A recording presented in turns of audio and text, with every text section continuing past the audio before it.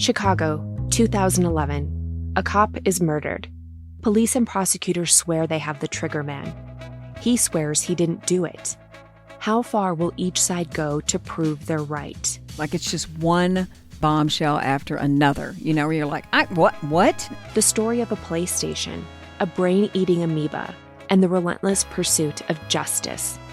Off Duty, out now. Listen wherever you get your podcasts. Over 90 of the top 100 U.S. accounting firms trust Bill to handle bill pay processes. Why? Because our tools are built on over $1 trillion of secure payments. We're not just moving money. We're powering financial workflows for 500,000 customers. That's a level of expertise you just can't fake. Ready to talk with an expert? Visit Bill.com/proven to get started and grab a $250 gift card as a thank you. Terms and conditions apply. See offer page for details. Pepsi Prebiotic Cola in original and cherry vanilla. That Pepsi taste you love with no artificial sweeteners, only 30 calories, just 5 grams of sugar, and 3 grams of prebiotic fiber. That great Pepsi taste with even more to love. Pepsi Prebiotic Cola. Unbelievably Pepsi.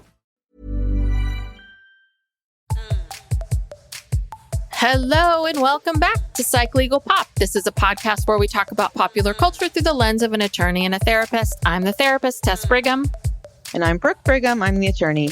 So we're back again today for Seeking Sister Wife, Season 5, Episode 12, Seeking Common Ground.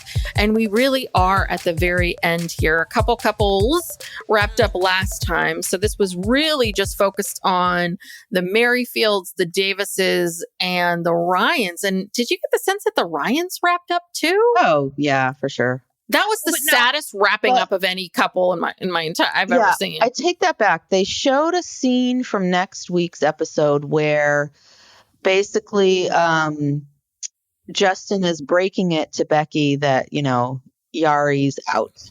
Oh, that's right. Yes. You're right. Mm-hmm. Yeah. And that Yary's not interested. Yeah. And the reason why is because Yary's not interested in having a relationship with Becky. Mm-hmm. And Becky's like, what? She said that? Well, but it's not that she's not interested in having a relationship with Becky. I'm sure she's like, Becky's a nice person. I just would like to have one partner. Like that's right. She a crazy idea. Yary went on a website looking for monogamy, a monogamous website, and wanted monogamy, and surprisingly still wants that. Yeah, she was tricked. Yeah, I mean, yeah. So yeah, this was a great episode. I actually took notes this time. Normally I don't need to take notes because I'm so enthralled and I don't feel the need to. But there was so much that happened to make sure that I got everything. Okay. Well, episode. Yeah. Sorry.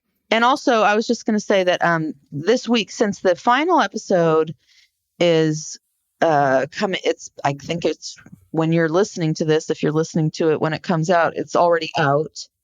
And because the way we've been recording these, we're always a week behind.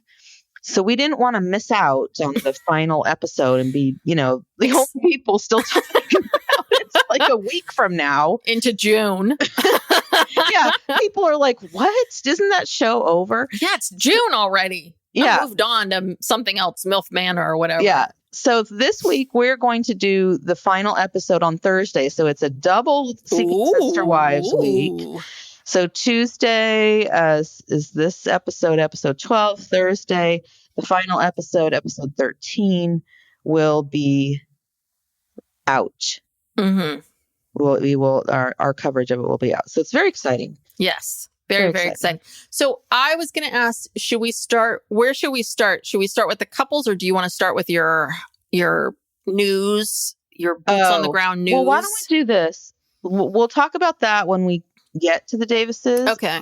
Why don't we'll just wrap up.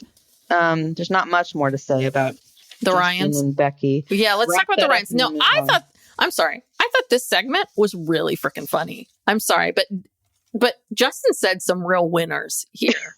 I mean, he really did. Okay, again, Does he only take her to Mexican restaurants? That was my first question. And also, is that the same restaurant? Kind of looks like the same restaurant that he went to with her and Becky. Oh, I thought it was a new place. I just thought like, oh God, you know, do you keep taking her to Mexican restaurants? Like, why are you doing that? Maybe she really likes Mexican food. I don't know. So his big thing, right, is he feels like, well, things are moving too slow. Things are just moving too slow, and they want a commitment because they don't want a repeat of last time of what happened with Stephanie. And it's a little bit of like, just like with Ashley and Shane, push. And also, the other thing that bugs me about this is just because you had this issue with Stephanie and that went slow doesn't mean that this is how Yary is. Do you know what I mean? It's a little bit of, why do people do that all the time? Why do people do that? They just assume like, okay, well, last time I was too accommodating. And so, or we went on Stephanie's pace. So now we have to just go. And therefore, you know, I'm going to do this differently. So therefore the outcome's going to be different. It's a little bit like, well, okay. I think it's the pressure of the television show. You know, that they're on a television show. They only have so much time to find someone to make a storyline. They've already, they were unsuccessful with that lady they approached in the restaurant on the first day. You know, then the thing happened with Stephanie. Things aren't going well. And the producers are saying, well, you know, we might just abandon you, or unless you get something going in the next 2 weeks, like you're not going to be on the show. And I really do think this thing with Yary, I feel like it's been a week, maybe 2. Yeah. Remember how they talked about, Justin went out with her and then he went out with her again, I think like the next day. Yes. Becky, because Becky was like, well, how was your date last night? And then so this is all happening super fast. He's desperately trying to stay on this TV show. That's what it's about. You think this is all for the TV show? So you think that? Well, also she doesn't want to be in a polygamous relationship. That's the other elephant in the room that Justin is not getting, you know, at all. No. Yeah. Well, even though she's telling him like straight up, and he's just not. She seems to like him, though. She seems to like him. I'm surprised because I think she likes him. I think she sees something in him. I think that's why she keeps showing up. But yeah, she goes into this whole thing about like, what's your priority and what's important to you? And the classic thing is he's so indifferent to everything. He's like, she's talking about wanting to go Italy, where they're talking about Italy. And then he's like, well, I'm going to Florida with Becky. You can come along. It's like good times. Yeah. Yary absolutely wants to be the third wheel on a trip to Florida. Yeah, with Becky. I know. It's just he's singularly focused on locking this down. He says, we don't want to be endlessly dating. Endlessly dating? Again, I think it's been a week or 2. Like, calm down. Yeah. So she basically gets into this whole thing of like, she doesn't want to share her husband. She needs more time to decide. And then and then Justin says, first he says, well, I understand. And I'm thinking, you understand? No, you don't understand because you just got into a whole thing with this. And then he says, well, I'm not in a rush to get like a commitment from Yary. We're more in a rush to get a commitment from somebody. Boy, that's romantic. That is the saddest statement I think I've ever heard in my entire life. When I was like, God, that is sad. Like, we are not in a rush to get a commitment from Yary, but we want to get a commitment from somebody. So what I'm wondering about is it the TV show, or is it a combination of the TV show? And I do wonder if every time he comes home from these dates, if Becky's just like, well, what did she say? And what happened? And what's wrong with you? And why aren't you closing the deal? And I wonder if she's being a little verbally abusive towards Justin, of like, what's wrong with you? And what did you say? Sure. And you're not very good at this. And aren't you? And I think I have to show up and talk to her. Do I need to talk to her? Do I need to do this? I don't know. Yeah, no, definitely. You've got Becky in his ear, like pressuring him, and it's the TV show, and nothing's happening with them, and they're boring, and you know, it's all of it. I'll be shocked if they're back for next season, because I just don't think they can produce anything good. Yeah, no, and they're very, very disturbing. And I'm sorry, I think they kind of catfish Yary. So I don't, Yeah. No, I'm fine with totally. them not returning. So we will see you next week, but goodbye. But goodbye. Yary, run, Yary. You're a beautiful, beautiful woman. You will find somebody. There's someone wonderful out there that just wants to be with you. Yeah. And wants to take you, just you, to Florida. Or to Italy. Or Italy, even better. Yeah. And take you to other restaurants besides Mexican restaurants. Because if this has been in the last 3 days, this poor woman has eaten Mexican food 3 days in a row. Oh, boy. Okay. Yeah. So Okay. moving on. So should we go to The Merrifields? the Merrifields? Yes. Now, this, we've been teased with this, but oh, wow. Wow. Wow. This was interesting. This was very interesting because this person, Miriam, found Danielle and sought her out, like contacted her, was following her on social media, not on one of these creepy dating sites, but on social media, reached out to her. So right away, like right there is a huge red flag. Like, what, lady, what are you doing? Like, she just wants to be on this TV show, because she's, I can't remember. Did she say her age? She looks very young. No, she didn't say her age, but you think that's her main thing, or do you think she's in love with Danielle? I got the sense that she loved Danielle, not Garrett. And Danielle loves her. Yeah. They are in love. Yes. And I'm like, good, you two just run together. You two run away together. I love this. She says all the right things. She has just wooed Danielle, and Danielle is so happy. And Garrett, I mean, I think he's happy because, she's very attractive. Yeah. And it's kind of his type. She's Muslim. She's from Michigan, Dearborn, Michigan, probably. Has a huge Muslim population. So I think he likes her look. But it's like, whoa, like he's not the one in control of this. Yeah. And you know what I mean? I think we're going to see next week. He's not going to like that too much. Right now, he doesn't know he's not in control. Right now, he's kind of like, oh, this is great. Look at me. I'm 3/5 of the way to my goal here. Yeah. And I guess they're kind of keeping this from Natalia. Natalia knows about Miriam, but she doesn't know that she's coming to visit them. And doesn't really know the extent of how much Danielle is in love with this person. And because Danielle is clearly pissed that Natalia is just, not paying her any attention, kind of icing her out. So this is like Danielle's revenge. Yes, a little bit. Well, but do you think that it's Miriam? I kept wanting to say Miriam, but it's Miriam. M-A-R. No. Isn't it Miriam? But it's spelled M-A-R-I-A-M. Miriam. I don't know. They pronounce it Miriam. They said Miriam. Okay. So do you feel like Miriam was love bombing her a little bit? Do you feel like Miriam is authentic? Do you feel like maybe she wants to be on the show, but do you feel like she authentically likes Danielle and all the things she was saying to her was true? I don't know, because this really seems like too much. But Danielle feels the same way about her. Like when they meet her at the airport, Danielle says, "Oh, she's so cute. She's like a doll." And again, she says, "You're so small," which, she says that to everybody. So, I mean, it's very mutual. I don't know. I don't know. Yeah. But yeah, Danielle says if Natalia would work on some of her problems, she would get along with Miriam. So she's already anticipating that, Natalia is going to have a problem with Miriam. Yes. And I'm sure she will. Well, we already know that she does. I mean, apparently all of this stuff has come out.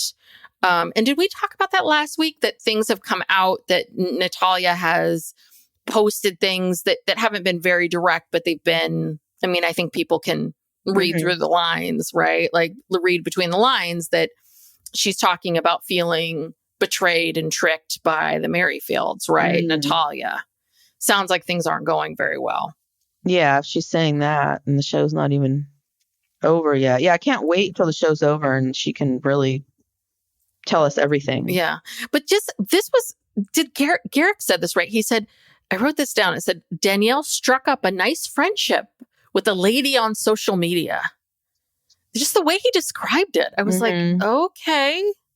Yeah, it's like, wait a minute. You're presenting this is a potential sister wife. So yeah, it's like Garrick's not really that into it. Because he doesn't have a relation. He wasn't the one doing the talking with Miriam. I feel like it was all Danielle. And whereas before he was in control, he was picking these women on the apps. He was talking to them, or through the translator app or whatever. But this is all Danielle. And there's no reason why he can't. I mean, finally there's someone who speaks English, no reason why he can't talk to her, but doesn't really seem that he has. Well, and Danielle made some other comment about how, right, she said, well, we've been back several months from Brazil, and, we're still working out the visa stuff for Natalia. And, she's obviously, her baby belly is growing. And she said, and we're not really on the apps or anything. So I, met this woman online, and I'm thinking to myself, no. You may not be on the apps, or you may not be aware of it, but I know Garrick's on these apps. And I think what is happening is that I think Garrick is on one side looking for women, and this is keeping Danielle distracted. So I think he thought, okay, we'll just have Miriam come here for a little bit, and all right, this will make Danielle happy, and we'll just keep moving forward. I don't know. I can't tell.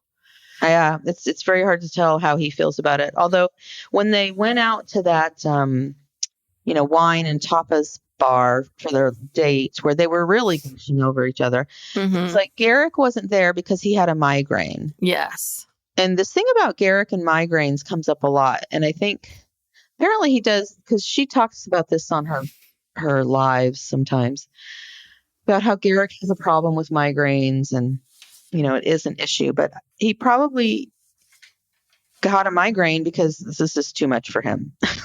It's like, wait a minute, what's happening? Well, but Miriam says, so she says that her mother had a sister wife. Yes. And so she saw the love in the Merrifields family, and that's why she reached out. And she has a 2-year-old daughter. And they even say that Garrick hasn't really had a chance to get to know her. Yes. So. Yes. Sam and Sam come over for dinner. And this is, I can't believe this. This is the first time they've ever met any of the women that were potential sister wives for them. Wow, that's really, I mean, it makes sense, but yeah. Because Garrick exclusively seeks in Brazil. Yes. And that also, I mean, it's very fascinating if Garrick has an issue with her, because that it seems like, oh, this isn't, oh no, she speaks English. She's here from the US. She's got a mind of her own. She's got power. She's got, right? Like, Garrick doesn't like that. That's way too much control and power over him. Yeah, no, she does. She doesn't need him. She has a family here, and in Michigan, and they're fine. She doesn't need anything from them. So yeah, he has nothing to kind of hold over her head or anything. Yes. So yeah, Miriam brought baklava. Yeah, they'd never had baklava? I thought it was a pretty common dessert. Maybe not in Colorado. I guess not. I guess not. Yeah. But that was a big box, too. Yeah, I love baklava. I know, it's delicious. Yeah, so Miriam's talking about how she lives in a big Middle Eastern community. All the street signs are in Arabic. That's why I feel like it's Dearborn, Michigan.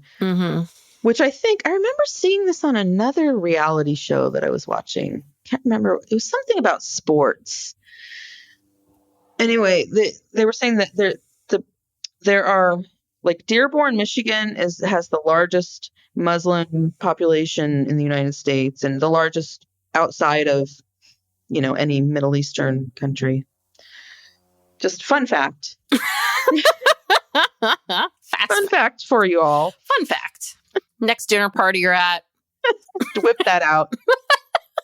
Whip it out. People will think you're smart. So we'll start the sentence by, I was watching Seeking Sister Wife.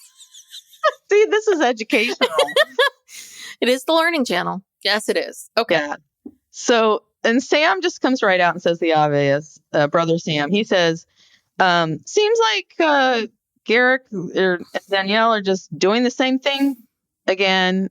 And, and he says, I hope that they're on the lookout for red flags and don't just start giving her money. Yes. Mm-hmm. Yep. Guilty of that. Yeah. And then again, the female Sam, Samantha, asks a very, very good question, which is, Miriam is Muslim. Mm-hmm. Danielle and Garrick are Christian. Mm-hmm. How does everyone feel about that? Are you all going to be okay? Very different religions, different. And listen, I'm not saying that it can't work, but it's a little bit of different religions. I mean, Miriam was saying, I'd really love for the two of you to give up pork. Mm-hmm. That's really important to me. So are the two of you going to be willing to say, okay, yeah, and, we'll give up pork. We'll be willing to do this. We'll be willing to do that for you. Yeah. And I think the way that it came out was, I think Samantha said, she pointed out the different religions and she said something about, well, how is that going to work? Like are you going to convert to Christianity? So I think she already had something in her brain, maybe from Garrick or Danielle, that this woman was going to convert. And she says, I have no intention of converting to Christianity. Mm-hmm. And she says, the Muslim religion is beautiful. It's not what, people think. Yeah. It's depicted, and kind of like, you really should learn about it and look into it. And that was very uncomfortable because just the look on their faces where they were, well, this is just hitting you for the first time. Well, yeah, that someone isn't going to conform to what you want. That of course, right? That of course. Is it Zionist? What is the expression where you believe that your way is the only way? Like fundamentalism? Yeah, this idea of like, oh, of course she would want to be Christian. Of course she would want to be like, of course, this idea that, of course, it's like, right. No, this is the best religion. Of course, yes, you're going to want to convert to our religion because it's the best. And why wouldn't you? And have you not been listening to this woman? She's obviously, she is very tied to her family, to her religion, to her faith, to her culture, to her beliefs, right? Like when and anywhere did you ever think she was going to say, okay, now I'm going to throw that away? Yeah. No. And also too, why is Miriam? Because to me, Miriam seems very smart. I mean, Garrick and Danielle, Miriam seems very smart, which this is sort of another piece of evidence that she's up to something, because it's not like she thinks that they're going to convert to Islam. No, she knows they aren't. She knows they aren't. So what does she think is the end game of this? It's like, it's kind of like, why is Miriam there? Like, why did she reach out to Danielle? What is going on? Well, and this kind of ties, I wonder with Miriam, and because I like Miriam, I don't want to, I don't want to assume anything. I don't want to assume that she has ill intentions. But as we learn with the Davises and Jasmin, I do think that maybe Miriam with the 2-year-old kid is kind of like, this looks pretty good. Maybe I'll bring my child here. She did say that. She said towards the end, she said that, something about having support, like, for her. Yeah. And Jasmin said the same thing. Straight up. She was like, I could use some help. Yeah. Yeah. And financially, whatever. Because we don't know what the situation is with Jasmin or with Miriam in terms of like, where's the other parent? Like, what's the situation? Are you on your own? All of that. But I think these are two examples of people that like, it takes a village. Like people need other people. And maybe part of them is just like, maybe this would be great for me to be able to be in this family. And maybe Miriam is a little bit like, maybe Danny and I can just be friends. And that's just all we need. Like, I could be a sister wife, but do I really need to have sex with Garrick? Well, I think that's a requirement in these relationships. Yeah, because one of the Sams asks, what made you reach out to, I don't know if they said just Danielle or Danielle and Garrick. And she says, they have a close family. And then she says, Danielle is so supportive. Mm-hmm. And Sam says, were you looking for polygamy? And she says, I'm looking for whatever God was going to give me. Now, that's mirroring their language. That's how they talk. And I felt like the whole time it was like Miriam had all the right answers. You know what I mean? She's very smooth. Like she had thought out her answers to all these things that she knew that they were going to ask. So how can they argue with that? Because they're always saying, well, whatever God wants for us or whatever God tells Garrick in the garage, that's what we're going to do. So, well, we do learn at that lunch, but these two are having such a great time at lunch. I mean, yes, girls night out. And you know what? Thank God, poor Danielle. I really feel for her. She says she doesn't have any friends other than Samantha, basically. Yeah, and she has two boys. She's got Garrick, and so she's lonely. And I was like, God, the last thing I wrote was, Danny finally has a friend who seems to really like her. That's so nice. Like, that's why I feel bad if Miriam's pulling a fast one on poor Danny. She's saying, you should have a baby shower. And you should do that maternity shoot. She's saying like all the right things. Yeah. Because make Danielle feel good. Yeah. Because no one's paid attention to poor Danielle. And again, I don't know, maybe I know people saying, I know people also think that Danielle is also complicit in a lot of this Garrick stuff. Like, is she any better than him? And I shouldn't feel sorry for her, but I do. Oh God. But the best is Miriam says she's never been with a white man and that she wants to take things slow sexually. And so basically, I was just thinking to myself when she was saying that, I'm like, so what if Garrick doesn't have a migraine? He's at home making that vagina necklace. You know what I mean? Like he's like getting her ready. He's getting her ready. Okay. I called Natalia my rose. So Miriam is going to be my iris. So let me get some irises, purple, maybe some yellow. He's busy. He is very busy. He's putting together because, he's got to get engaged to have the sex. So right. So an engagement needs to come soon so that then they can officially do it. Yeah. Oh God, I know. I don't know what Garrick is doing or thinking at this point, but it just goes on and on, the flattery. Like Danielle's like, oh, you can help me with beauty things because you're so beautiful. And I was like, oh my God, these two. I mean, look, if they were lesbians, they'd be locking this down now. Yeah.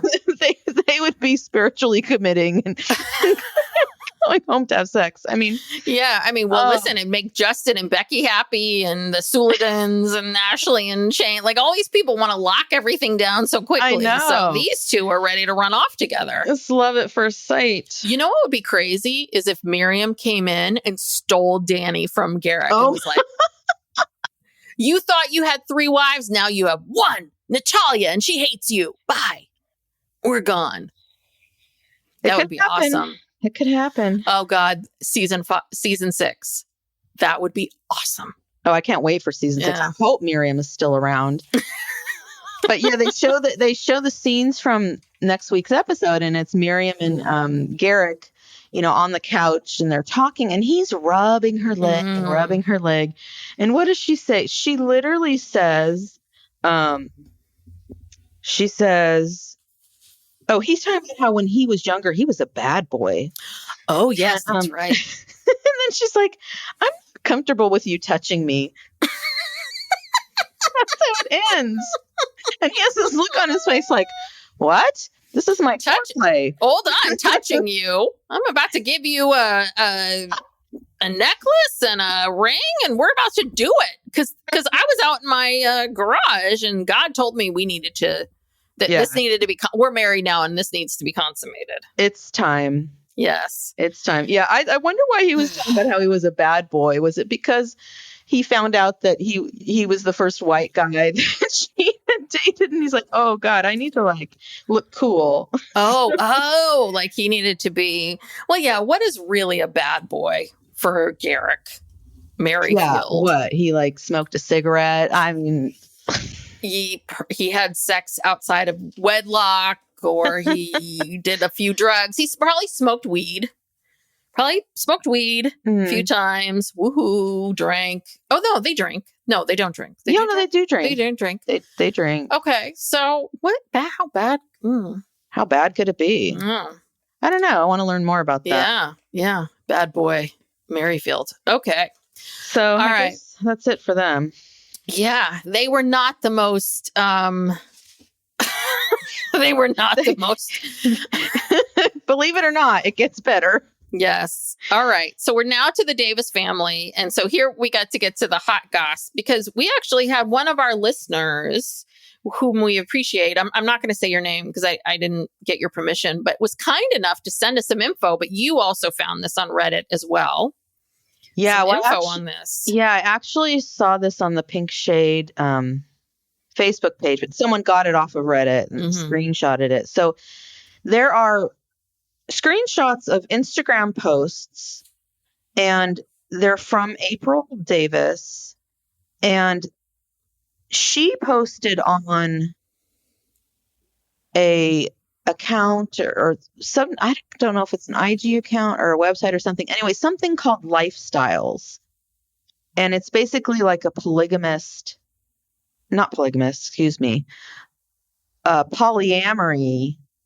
group. Oh, like a Facebook group. Yeah, like a Facebook group or something. But it's for polyamory. Now, I have been, I think we've talked about this before. I've been suspecting all along, these people are not into polygamy. They're into polyamory. And that's why they're all so fine with the big bed and the marrying each other and all the stuff. It's like they're pretending to be, they're calling it polygamy to be on this show. And the producers are probably like, okay, that's fine. We'll just call it polygamy. Act like it's polygamy because you guys are gold. We want you on this show. But they, as we'll see later in these hot tub scenes, they're all touching each other. Yeah. And that's why I was like, I kept looking at things and I was like, wait a second. Danielle's arm seems to be out and around, and she's touching her hair. Jasmin, kind of like rubbing her. Yeah. And I was like, neck. oh, I don't do that with my friends in a hot tub. So that seemed really odd. But Jasmin, I know we're skipping forward here, but Jasmin looked a little shell-shocked. And I was like, what is happening here? Something's shifting, because she was all fun and games and then something's shifting. So what is happening? I don't know. Did something? Well, but wait a minute. Let's go back to this so much to talk about. Okay.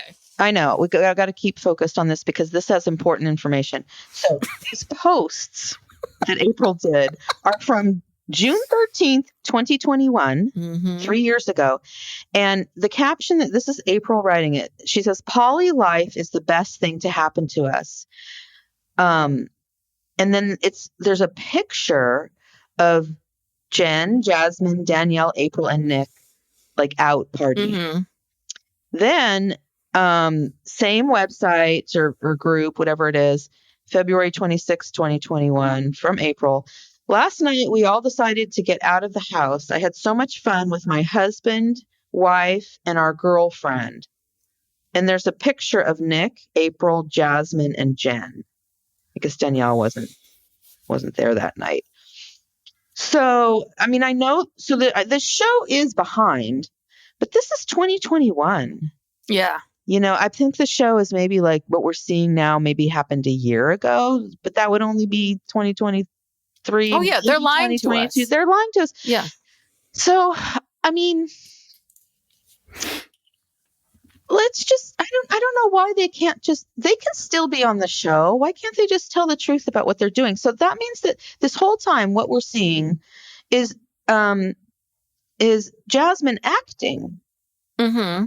And maybe that explains some of her awkwardness, Mm-hmm. is that she's acting. And so she's trying to act like, oh, this is all new to me. And, but then the way that she talks, I feel like she mirrors a lot of like the way that Nick talks with all that weird, we're talking about like the gobbledygook. the water. What's your favorite form of water? Oh my God. Those questions, we're going to talk a lot about those questions because I have to say, I think Jasmine's kind of brilliant. I have to say brilliantly nutty, but I have to say those questions were kind of interesting. I was kind of like, oh, these are interesting questions. Nobody else liked them. I know nobody else liked them. I know. Okay. But I want to back up for a second. Okay. Here. So if Jasmin, so it sounds like if it is polyamory, and Jasmin is a friend of theirs, and she's also in this world, let's say. And I don't understand, why can't they say, this is a friend of ours, Jasmin, we've never really looked at her like this, or we've spent time with her before. You don't have to tell us if you've ever had any intimate relationship with her, but we've never spent time with her, but we're going to bring her into our world. We might think she might be a good sister wife. Why can't you say that?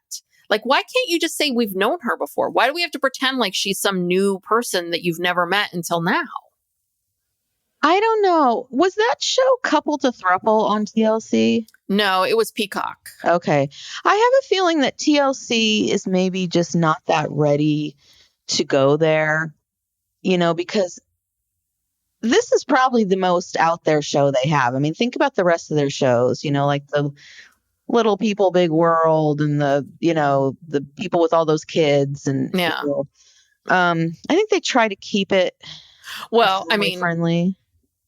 Hello, the Duggars. I mean, TLC's really backed some winners here, but that came out after the fact. Yeah. I mean, they lost the show because of all that. But what I'm saying is, it's not so much the polyamory piece of it, but why can't they say we know Jasmin? We know Jasmin in this world. Right. We don't pretend like they never really did explain how they met her when she they said they met her on social media and they met her on whatever. You don't need to say where you met her, but we've met her before. Mm-hmm. We've met her several years ago or whatever that is. That was the first part of it.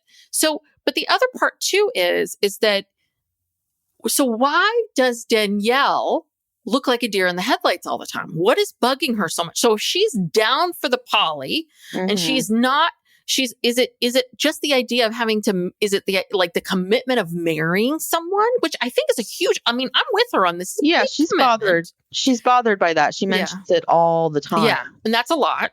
And also maybe again, we know that these people are acting to a certain degree and they always have been. Maybe this was just, they decided that this was going to be Danielle's story arc. But do you think but I feel like Danielle's reactions, that is so genuine. Like her facial reactions. And so if Danielle is, if this is all an act, if Danielle is like totally behind it and she's like, oh yeah, I'm 100% behind Jasmin and I getting married, then someone get Danielle an agent and get her, this woman should win an Oscar because the camera, when they show everybody on that couch and then they show like the one shot of Danielle, the look on her face of just like holy terror. That could be editing. Yeah. I also think that Danielle likes Jasmin, but is kind of annoyed by her. Like, I think she doesn't think that her questions about the form of water are interesting. She's kind of rolling her eyes like, oh God, not this again. So maybe it's less about, so you think it's more, okay. So maybe it's more about like, she just doesn't really like Jasmin. Like, it's kind of like, I don't want to spend time with this person. Jasmin annoys her. I don't think it's that she dislikes her. I think she likes her. So I'm sure Jasmin's a nice person, but you know how you can like someone, but be annoyed by them a lot. Yes. And I think that's just that's the dynamic. And they're playing that up with her facial expressions. I mean, Danielle's facial expressions are priceless, in every situation, she always looks like a deer in headlights. And I do think that they kind of edit things because then there's other times where her face looks really just neutral and seems to be having a good time. There were shots of her in the hot tub where she looked like she was having a fine time. So I don't know. All right. Anyway, so how does this? Okay, it all starts with Jasmin's going to come over for the night. Yeah, and she's coming over for the night, but she brought a suitcase and a backpack. Yeah. A lot of clothes. stuff. I don't know what else is in there besides clothes, but she brought a lot of stuff for her night. Yes. So she's got her Scorpio necklace on. Yes. She goes nowhere without that No. at all. And then they all have her come over. Well, first they're sort of preparing some food and some stuff. And so they have her come over and they're eating in the backyard. Now, Jasmin doesn't drink? What was she drinking? It looked like Gatorade. Yeah, I don't know why they made a point to say, here's your non-alcoholic drink. I don't know. That was kind of strange. Yeah. But yeah, she was drinking something like orange soda or. Yeah. I couldn't figure that out. Looked like it was bright yellow. Yeah. So, everyone else has their wine and their little charcuterie board. yeah. So they're having their charcuterie board. And, Jasmine's got a story for everything. So this is the part about Jasmin. And you've met these people in life where you're like, they've had every job under the sun. Mm-hmm. They've done everything. Everything you bring up, they've done it. They've done it. And it's always some wackadoo story. Mm-hmm. And the whole time you're thinking, I want to believe when people tell me things that it's the truth. But half the time I'm just sitting here going, do we believe this lamb's blood story? Is this a real story or not? And then you're thinking, well, why do you feel this need to, then I get into the therapist part of me. It's like, well, why do you feel this need to lie to everyone about this story right now? Why do you feel like we need to know that you had this sort of life experience? It's not really an appropriate story. And you're on television. And you're eating. Ugh. Hey, yeah, all of it. And it was preceded by, it was almost like this was a setup. Because it was preceded by Nick saying, I'm glad you don't have any food allergies that restrict us. What a thing to say. What? Where did that come from? And then she launches into, oh, yeah, well, I just can't eat lamb. Oh, why, Jasmin? And then here comes this story about working at the pet food processing plants. And it's just like, it was so, I don't know what is real. Well, I don't know who cooks in the family. Steve always cooks at our house. And anytime we have to deal with anyone who's gluten-free, vegan, vegetarian, Steve's like, ugh, difficult. So if you're like a foodie and you like to make food, right? Those people, maybe Nick's a foodie. Maybe Nick's like, I want to be creative food-wise. Psych Legal Pop will be right back after these messages. Hey there, it's Tess Brigham, the therapist half of Psych Legal Pop. In addition to being a therapist, I'm also a coach, speaker, and author. And if you go to my website, you'll find courses, ebooks, and worksheets for sale. If you're feeling a bit lost, overwhelmed by life's twists and turns, or you're just simply stuck, I've got you covered. Head over to my website, www.tessbrigham.com, for courses, ebooks, and worksheets tailored to help you unlock your true potential. From relationship struggles to career transitions, I'm here to guide you every step of the way. So stop looking outside of yourself at friends, family, social media for the answers. The answers to all your questions are inside of you. My products and services are the first step in uncovering your true you. Chicago, 2011. A cop is murdered. Police and prosecutors swear they have the trigger man. He swears he didn't do it. How far will each side go to prove they're right? It's just one bombshell after another, where you're like, what? The story of a PlayStation, a brain-eating amoeba, and the relentless pursuit of justice. Off Duty, out now. Listen wherever you get your podcasts. When it comes to managing money, forget the hype and look at the results. Bill has $1 trillion of secure payments powering our bill pay tools. Instead of just moving money, Bill is powering the financial operations of nearly 500,000 customers. So stop the guesswork and start scaling with the proven choice. Ready to talk with an expert? Visit Bill.com/proven to get started. And grab a $250 gift card as a thank you. Terms and conditions apply. See offer page for details. I don't know. It just seemed to come out of nowhere. But there it's just was no context for anything. Yeah. But there's also that other part of, even if he says that and she says, yeah, I'm allergic to lamb. They're like, oh, how did you figure that out? And you can just say, yeah, I worked at this, I had this job once and I was around a lot of lamb. It got on my skin and then from there, I figured out that I was allergic. Like, you could have really changed the story. You could have, like, not made it insane. Mm-hmm. But it was just this whole thing, like, drenched in lamb's blood. Like, what is happening? It would soak through to her skin. I've seen videos of, like meat processing plants and stuff. Those people have hazmat suits on, literally. Yeah. So I don't know how it's going to get all on your skin. But yeah, I don't know. That's the first time I've heard of that, but okay. So this is where, and so then they say, hey, Jasmin, did you bring your swimsuit? Like, we're going to get in the hot tub. And then they're all kind of going off, to like put on their bathing suits.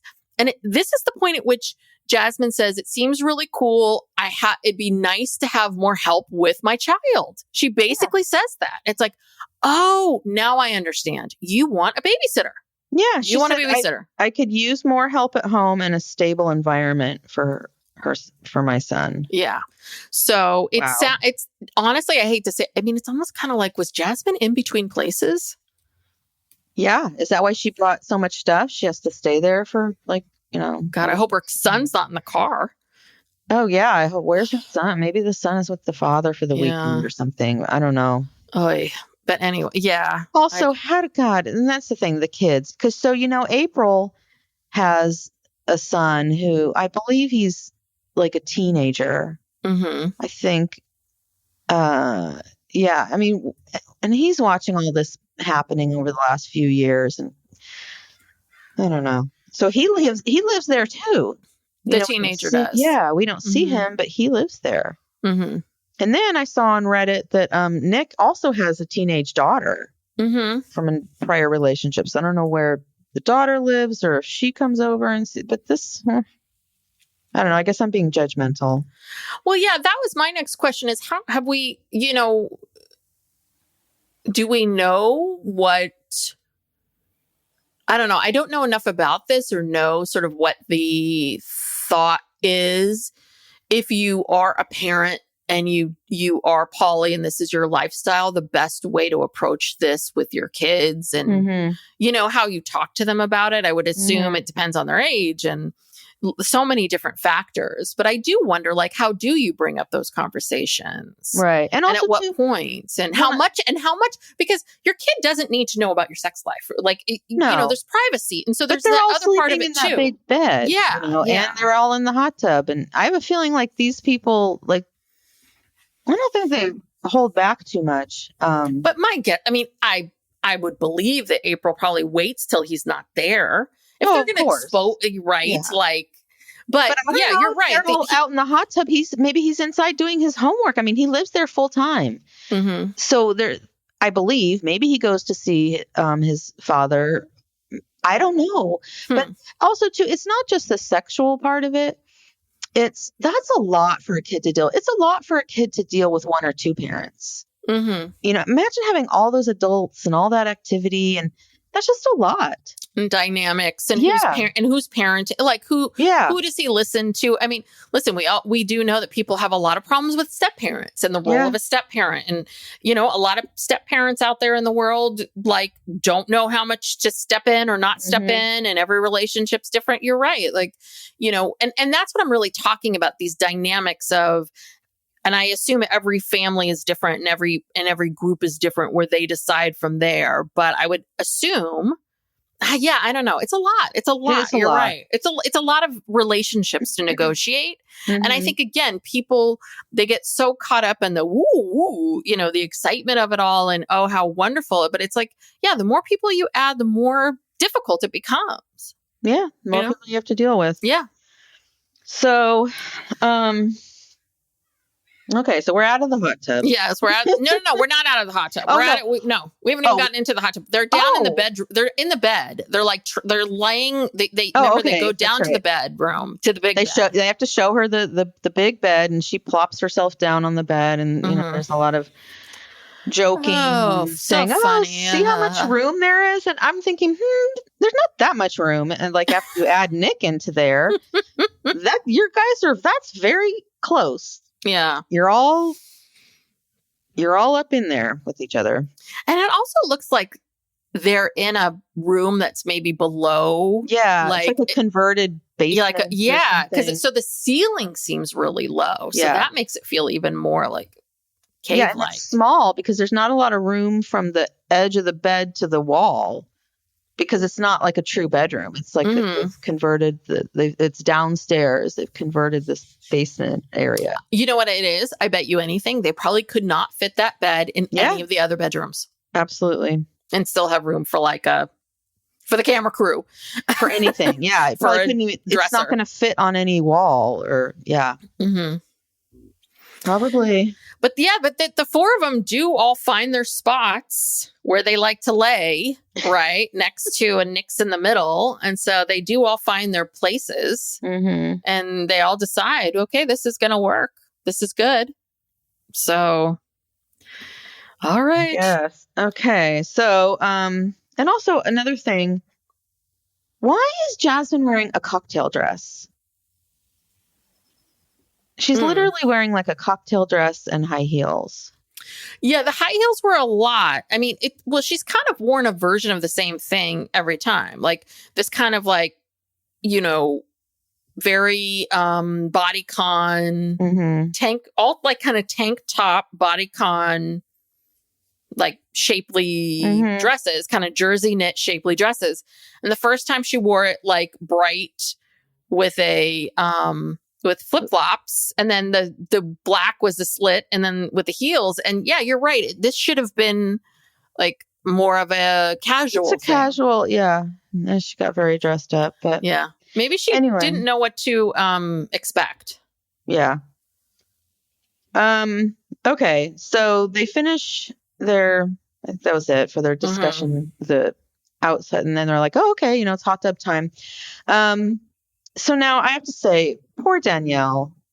This camera people did her wrong. Oh, they did. They really did. That was really mean.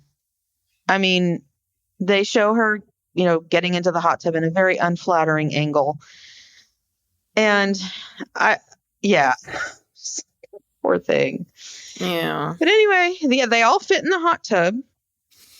Oh, yeah. Jasmin again looking really nervous. Yeah. And so, but she was full of such confidence before. And that's why once they got into the hot tub and they started talking and there was I feel like were people touching her under the water? Yes. You think everyone was touching? I was watching. So I have to get to the bottom of this. This is important. So you're just there like, where's that hand going? Where's that head going? Oh, okay. I just came up with that. I didn't even think about that at the time. I just thought, well, what's happening here? I'm like watching all their faces. I'm like so confused.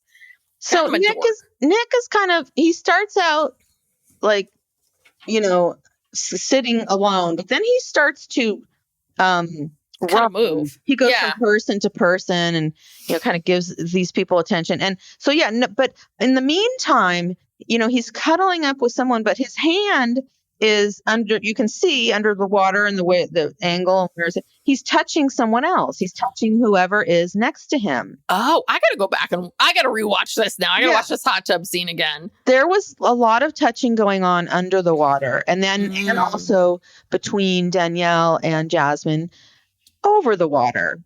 Like we said, she was playing. Danielle was playing with Jasmin's hair. She was rubbing her, the back of her neck and her shoulders. So I think that was also probably pretty jarring to her if this is the first time she's done this with them. And or she's like, oh crap, the camera crew's still here. I mean, maybe it's a little bit like this. You're going to do this right here on camera right now. Yeah. She maybe wasn't expecting that. Yeah. Which is, I guess, if I'm Jasmin, a little violating. Do you know what I mean? Like, did you get their consent ahead of time? Like, hey, I'm going to be touching you this here and the camera crew's here. I mean, I don't know. Didn't you tell someone ahead of time? They all seemed very comfortable with each other. Okay. And then then the questions. Now, listen, I'm with you. I understand these questions seem inane. And Jasmin, I don't know what she's smoking.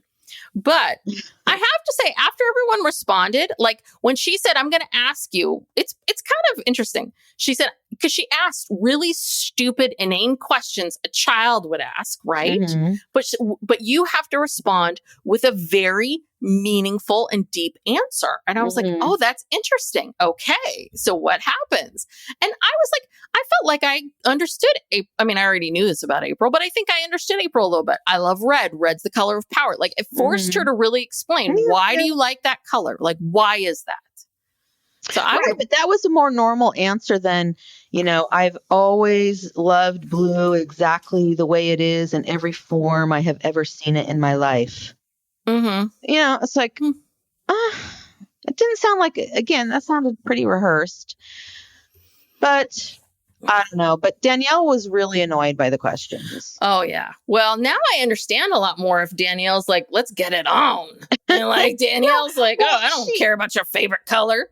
She even says, when we're in the hot tub, and then Nick cuts her off and says, yeah, we're ready to get down or something like he literally says that. Yeah. And she's like, yeah, I mean, I don't want to be talking about what's my favorite color. Uh-huh. So, yeah, their dynamic is they get in the hot tub and they start getting down. They don't have small talk and there's no questions. But I love that. What's your favorite form of water? I mean, have you ever thought about that? What, Brooke? What? Here's a good question, Brooke. Okay. What is your favorite color? You have to tell us what your favorite color is, and you have to give us a deep and meaningful answer. Oh, wow. Well, my favorite color is green. And I don't know. I just find it to be a very soothing color. It makes me feel calm. That's not a very good answer. Because it's green for money. It's the color of money. No, not money. More like nature. Makes me think of nature. I don't know. It's just a calming color. It in every form, in every shade, in every form you've ever seen green. You've been like, wow, green. Okay. And my favorite form of water is ice. Oh, interesting. Why? I love ice. I'm kind of addicted to ice. I bought one of those ice makers. Yeah. My teeth are probably a mess from it. But I bought one of those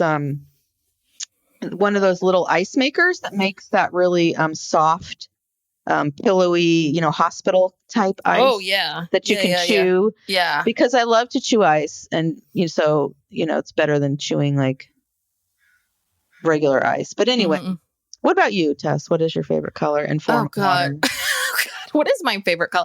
See, the thing is, I was going to say black, but black is not a color, right? Yeah, it's the absence of color. It's the absence of color. What does that say about me?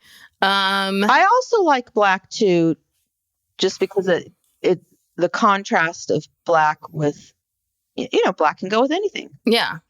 Well, that's why I like black, because I don't know. I think it represents a lot of different things, but I like it because of strength. I like black. To me, it always represents power and strength, and but you can also blend in, or you can be very strong and shine in your own way. But I'm trying to think of like I also like all my clothes are either black or gray. I hate to say it, but I also like gray because I like shades of gray, like because I'm a shades of gray person. But favorite form of water, honestly, I like a pool. Yeah. I know people love the ocean. I love looking at the ocean. I don't particularly love I don't particularly love sitting in sand. I hate dealing with a lot of sand. Like I love walking in salt water. But I do love, right. I don't think there's anything better than laying in a pool or laying by a pool, on a beautiful day with a drink and a nice warm pool. Book or whatever. Yeah, I know. I realized, because, we live in an urban area and people don't really have pools. Like having a pool is something, you have to actually go somewhere. Yeah. Even the wealthy people around here don't have pools. Right. Because we live in the hills. It's too hard to build these things. So when Layla and I went a month or so ago, when we went to that day spa, they had a great pool and it was the perfect temperature. And I was in that pool and I'm like, you know what? I don't remember the last time I've been fully submerged in a pool. It had been some years because of the pandemic and, haven't been traveling. Like a lot of times when you travel, I just had it been a few years since I'd been in a pool, and I was just like, oh my God, this is so nice. Well, you know what I forget to do, and which we can do. It's like, I was like, God, I could just like rent a night at the Claremont or something and go to the pool and be there. I never think about doing that. You don't even have to stay the night. They have this thing.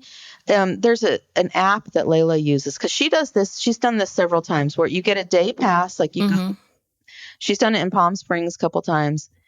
And you get a day pass to go to a spa or a hotel. You can use their facilities for the day, and it could be like $50 or See, I need to do more of that kind of stuff now that Max is older, and it's like he doesn't need us to be here. We can go lay by a pool for the day.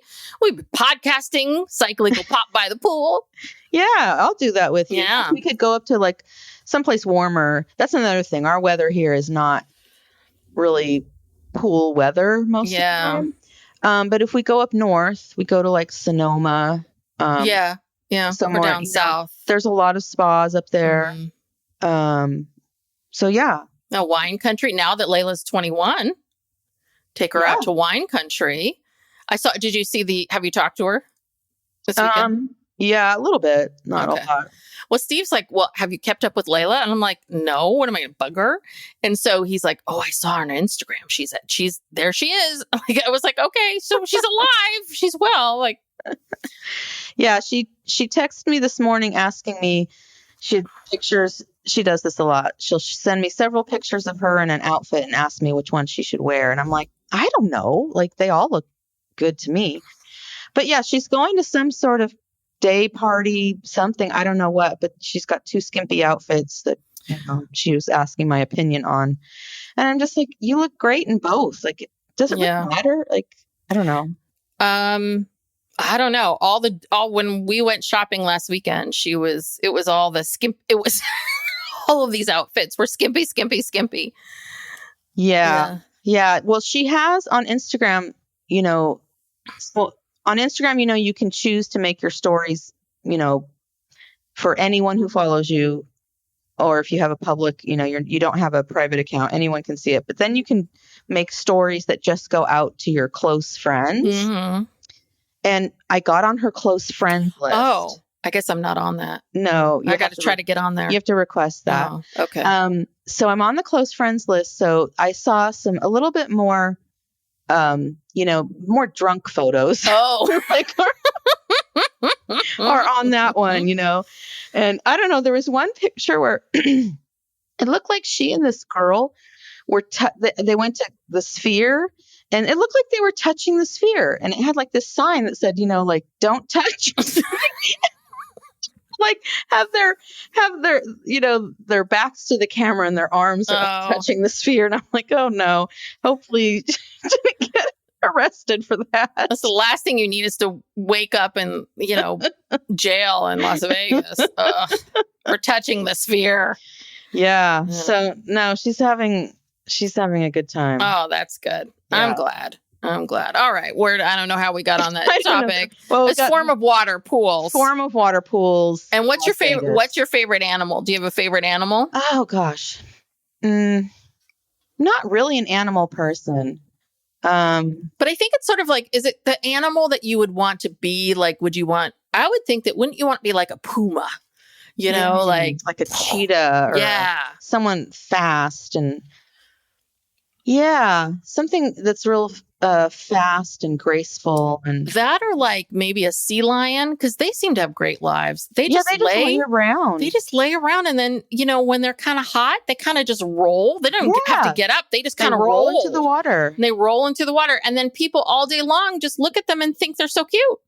Yeah, and laugh and take pictures. Someone comes out and throws some food at them, and Yeah, good times. That sounds like a pretty good life. Yeah, I take that. Like, so different than the puma or the cheetah, like fighting for the life. Like kill or be killed. Out there in the. So you can tell, like my favorite, pools and then laying around. I'm sensing a theme. Yes. All right. See, that was a fun game, Danielle. It is a fun game. But open up your mind a little. But I think it's the fact that you're forcing people, like, you can't just say blue, green. You have to give, like, why? Why does that mean something to you? And I think that says a lot about you as the person. So, but I don't know what, again, I think that Danielle likes Jasmin. I just don't think Danielle likes anyone kissing or being near Nick at all. Like, I think she's okay with Jen and April. Right. She's okay with that. I just don't think she wants Nick to be a part of that. Like, I just don't think she likes the idea of Nick. Because every time Nick would kiss someone else, like kiss Jasmin, that's when she looked freaked out. Mm-hmm. Yeah. Like, oh, this is happening. Yeah. Yeah. I'm only 24. So, yeah. And then Jasmin, and then when Nick at the end, so they all decide, okay, let's go to bed. It's getting late or whatever's going to happen next. Everyone gets out of the hot tub and he's like, okay, Danielle, hang back. But right before that, Nick gives Jasmin a kiss on her cheek and she looked uncomfortable. But I guess now that I know that there's hands happening, she's probably like, oh God, where is it going to go? What's happening now? And then Nick and Danielle have another one-on-one. I know. Another one-on-one. But I'm telling you that Nick, he's just, he's working it. He's a ladies' man. He is a ladies' man. He just works it. He just works it. I think it's interesting that Danielle and Jasmin, they both have those septum rings. Yeah, that seems to be, and I have more and more clients I've noticed that have the septum rings, and then they have like, they're getting those and then the rings on either side and God. It's more and more and more. And I'm like, God, I'm old. I am old. I'm just old. I don't like facial piercing. I finally got a tattoo when I was like, 51 or 52, and it's a teeny tiny thing. And I only got it because Layla wanted to get matching tattoos. I know. I keep meaning to get my tattoo. I don't think I'll ever get another one. It's not like, I just have no desire, Yeah. I have this idea of a tattoo and I know where I want to get it. I keep waiting for this moment where I'm like, okay, it's time. Like, I feel this burst of like, I want to put this on my body now, and I'm going to go and do it. And I just haven't had that. I mean, I think if we were born 10 years later, I think it would be we'd be covered in tats. But like, I just think it's just, some of it's just the years we were born. Yeah. It just wasn't the norm. It's ingrained. And our mother told us that if we got a tattoo, she would disown us. No, shun us. And she was not kidding. No. Before 18, she would shun us. If we got a tattoo or anything pierced besides our ears, she would shun us. She made me wait till I was 13 to get my ears pierced. I mean, she was so conservative. She was with that type of thing, which is funny because she tries to come off as being this, well, I was 10. Liberal. I was 10. She lowered the rules for you. Like, that wasn't fair. But but that's how it always is. Big sister. That's how it always is with kids, right? I know. No, but she was very against and also too, you got to think about the fact that when we were growing up, people didn't have tattoos. You know who had tattoos? Men who had been in the Navy. Yeah. Bikers. Like Hell's Angels. Yeah. Like, nobody had tattoos, and as women with a tattoo, oh my God, if you must have been, a former crackhead or, prostitute or something. Well, it wasn't even that. And if you did have a tattoo, you would get it in a place that no one would see. Right. You could cover it up. So you know what it was? It was more of it was only bikers or, military or, a certain, right. Those are the people that had visible tattoos, I should say.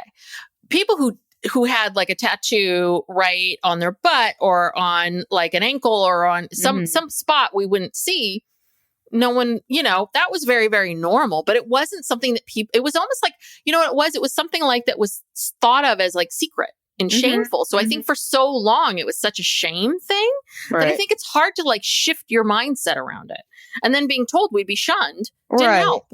Yeah. And then piercings, when people weren't getting facial piercings. And then when I was, I don't know, like in my early 30s, I kind of under duress from a boyfriend got, navel piercing. Mm-hmm. And when Mom saw that, Yeah. she literally looked at me, turned around, walked out of my house, didn't say a word. Which is very unlike her. Like, yes. I was like, oh, fuck. Like, she's mad. She's really. But I don't, What is she going to say? She's still talking to you. Yeah, I was 30, I was early 30s. And then when I got pregnant a few years later, I took it out and never put it back in. So it's over. It was it was a short shelf life. I will say I do find men who have like the full sleeve tattoos, like one arm, I think that's really hot. I really it's do. Totally it's hot. So Men who are tattooed in the right way. Ugh, so hot. Yeah, so hot. And that can make anybody, like if you're an average looking guy and you like, have some tattoos and maybe like, clothing wise, zhuzh it up a little bit, you could be so hot.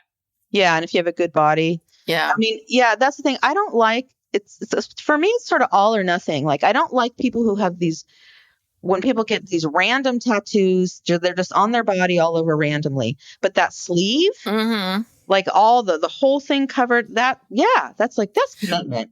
Yeah. Well, I like that more than I like someone like Travis Barker, who's completely covered. Oh, yeah. No, that's too much. But I like the kind of like maybe one sleeve or two sleeve, but they still, you still can see some skin somewhere. Like, I don't really love the full neck. The neck, no. And the face. I don't love the face. Not the face. And especially people that are beautiful. I'm like, why are you doing that to your beautiful, beautiful face? Just like a sleeve and maybe a little bit on the shoulder or the chest.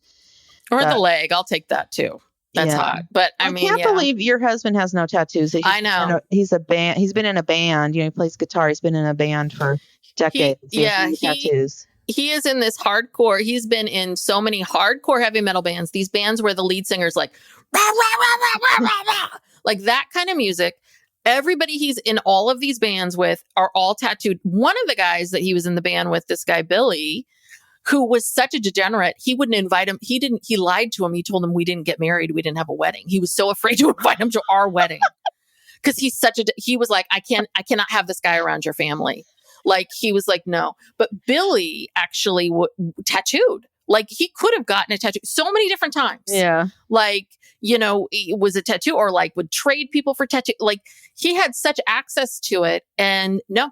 Not one. Mom thinks it's because he's Jewish. Because my husband is like both his parents, both his grandparents. Like it's this generation. He and his sister and his cousins. They are the first generation of his family that's marrying outside the faith of Judaism. Mm-hmm.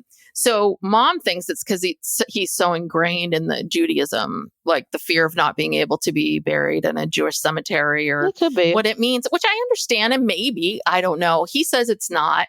I think that for him, it's just been about the same thing that I feel, which is there's never been anything that I've wanted so badly that I've been like, I absolutely have to have this, So anyway.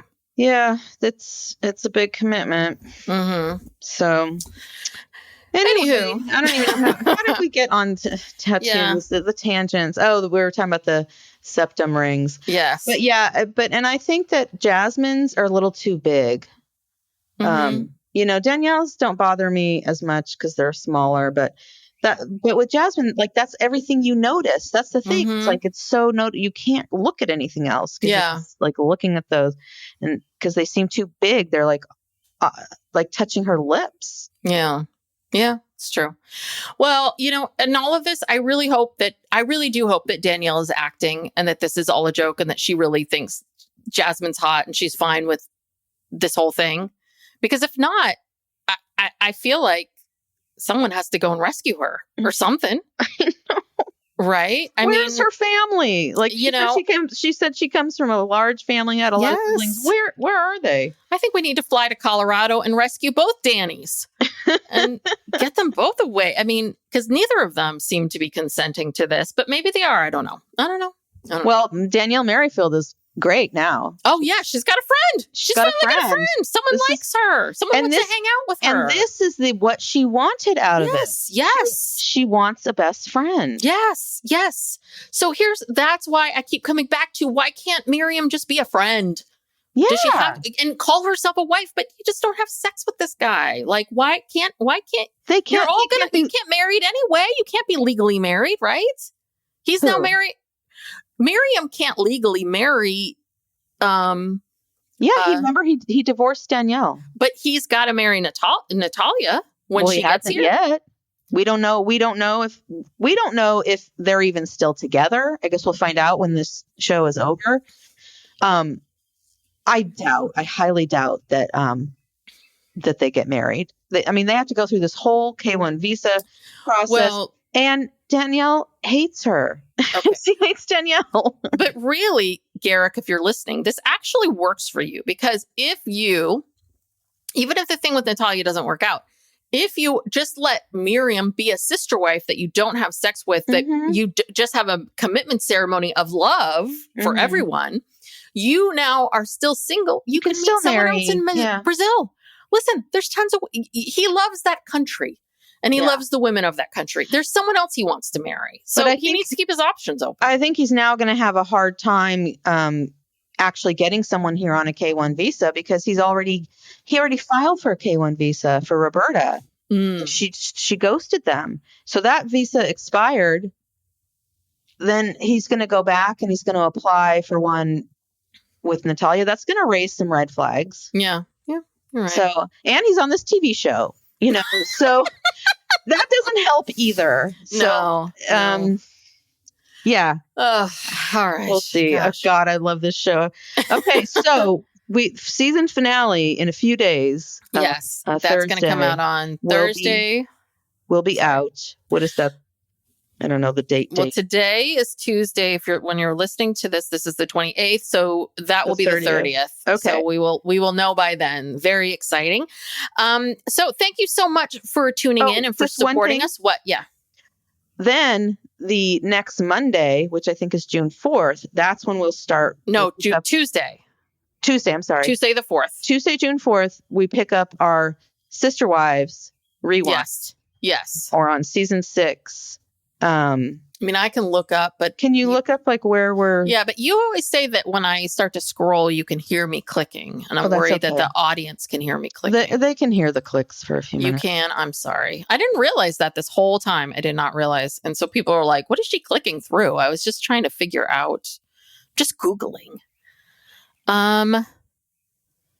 What?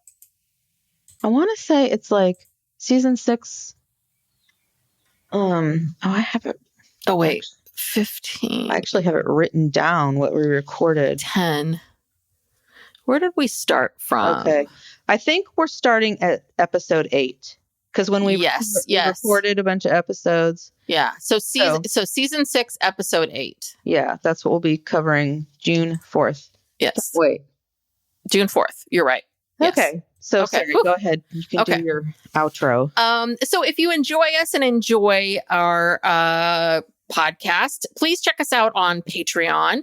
Go to patreon.com /PsychLegalPop, or you can find it on the show notes.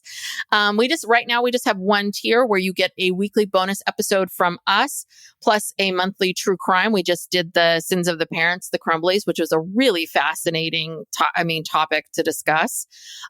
We also do an Ask Us Anything. So you can ask us questions about legal questions, therapy questions, mental health questions, and sometimes you can ask us questions about us and our lives and so on and so forth.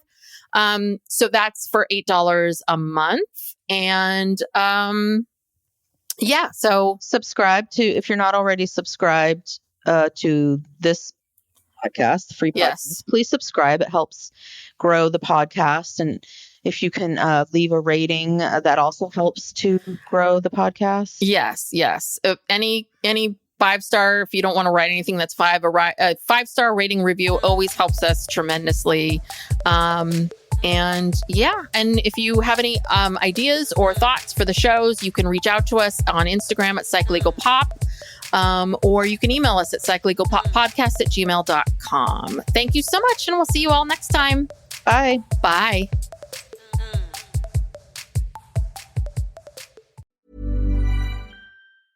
Over 90 of the top 100 U.S. accounting firms trust Bill to simplify and secure bill pay. That's proven financial infrastructure built on over $1 trillion of secure payments. Visit Bill.com/proven for a special offer. Pepsi Prebiotic Cola in original and cherry vanilla. That Pepsi taste you love with no artificial sweeteners, only 30 calories, just 5 grams of sugar, and 3 grams of prebiotic fiber. That great Pepsi taste with even more to love. Pepsi Prebiotic Cola. Unbelievably Pepsi.